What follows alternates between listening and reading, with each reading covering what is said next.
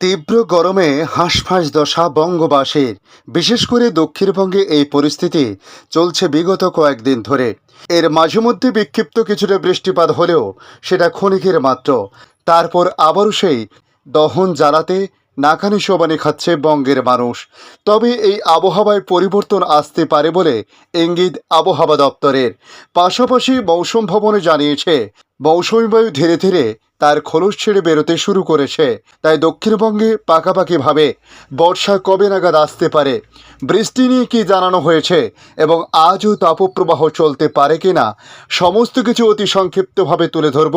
জানাবো বাংলাদেশ আবহাওয়া দপ্তর বাংলাদেশ নিয়ে কী জানিয়েছে। নমস্কার, আপনারা দেখছেন ইউটিউব নিউজ চ্যানেল বাংলার 365। আজ 10 জুন সোমবার। প্রিয় দর্শক, আশা করি আপনারা প্রত্যেকে ভালো আছেন। জুন মাস থেকে তীব্র গরম দক্ষিণবঙ্গে। উত্তরে বৃষ্টি হলেও দক্ষিণবঙ্গবাসীর ঘেমে নিয়ে স্নান করার জোগাড়। কবে দুপোসলা বৃষ্টি হবে সেদিকেই এখন চাতক পাখির মতো তাকিয়ে রয়েছে প্রত্যেকে। এরই মাঝেই আসার খবর শোনালো হাওয়া অফিস। গরম বাড়ার সঙ্গে সঙ্গে বৃষ্টিপাতেরও সম্ভাবনা রয়েছে বলে জানালো আবহাওয়া দপ্তর। হাওয়া অফিসের তরফ থেকে জানানো হয়েছে দক্ষিণবঙ্গে আগামী 24 থেকে আরও 48 ঘন্টা আরও 1 থেকে 2 ডিগ্রি সেলসিয়াস বৃদ্ধি পেতে পারে তাপমাত্রা। সেই সঙ্গে বলা হয়েছে আজ এবং আগামীকাল অর্থাৎ 10 ও 11 জুন কলকাতা, হুগলি, হাওড়া, পুরুলিয়া, বাঁকুড়া, পূর্ব বর্ধমান, উত্তর 24 পরগনা এবং নদিয়ায় বৃষ্টিপাত হওয়ার কোনো প্রকার পূর্বাভাস নেই। তবে এই 2 দিন দক্ষিণ 24 পরগনা, বীরভূম, 2 মেদিনীপুর, ঝাড়গ্রাম, পশ্চিম বর্ধমান এবং মুর্শিদাবাদে হালকা কিছুটা বিক্ষিপ্ত বর্ষণ হলেও হতে পারে বলে জানানো হয়েছে। তবে বৃষ্টি হলেও কিন্তু এখনই গরম কমবে না বলে জানিয়েছে আবহাওয়া দপ্তর।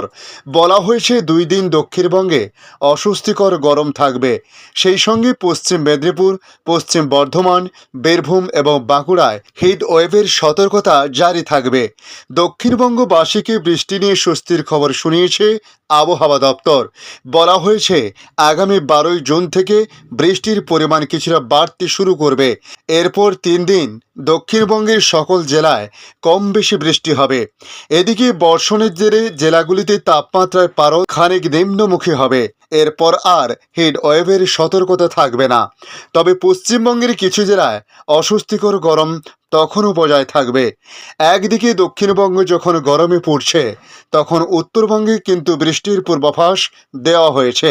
আগামী কয়েকটা দিন দক্ষিণের কয়েকটা জেলায় ভারী বৃষ্টিপাত হতে পারে বলে। এদিকে উত্তরবঙ্গের আবহাওয়ার পরিস্থিতি নিয়ে বলা হয়েছে একদিকে দক্ষিণবঙ্গ যখন পড়ছে, তখন উত্তরবঙ্গে বৃষ্টির পূর্বাভাস আরও ভারী থেকে ভারী হতে পারে বলে বলা হয়েছে।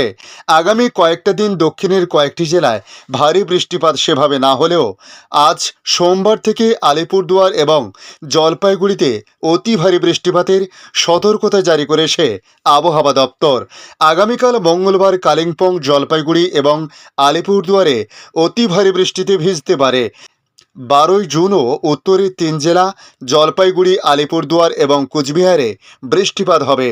15 জুন অবধি চলবে বৃষ্টির এই খেলা উত্তরবঙ্গ জুড়ে। আলিপুর আবহাওয়া দপ্তরের পূর্বাভাস বলছে আজ 10 জুন মহানগরীর তাপমাত্রা সর্বাধিক প্রায় 38 থেকে 39 ডিগ্রি সেলসিয়াস হয়ে যেতে পারে। এরপর আগামীকাল মঙ্গলবার তা আরও কিছুটা হ্রাস পেতে পারে। তবে বুধবার এবং বৃহস্পতিবার এক ধাক্কায় তাপমাত্রার পারদ অনেকটা কমে যেতে পারে বলে জানানো হয়েছে। সব মিলিয়ে আর কয়েকটা দিন অপেক্ষার শেষে দক্ষিণবঙ্গবাসী এই প্যাচপ্যাচে গরম থেকে মুক্তি পাবে বলে মনে করছেন আবহাওয়া দপ্তর। অর্থাৎ প্রাথমিকভাবে তারা যেটা জানিয়েছে, সব কিছু ঠিকঠাক থাকলে আগামী 15 জুন নাগাদ দক্ষিণবঙ্গে পাকাপাকিভাবে বর্ষা প্রবেশের সম্ভাবনা রয়েছে বলে মনে করা হচ্ছে।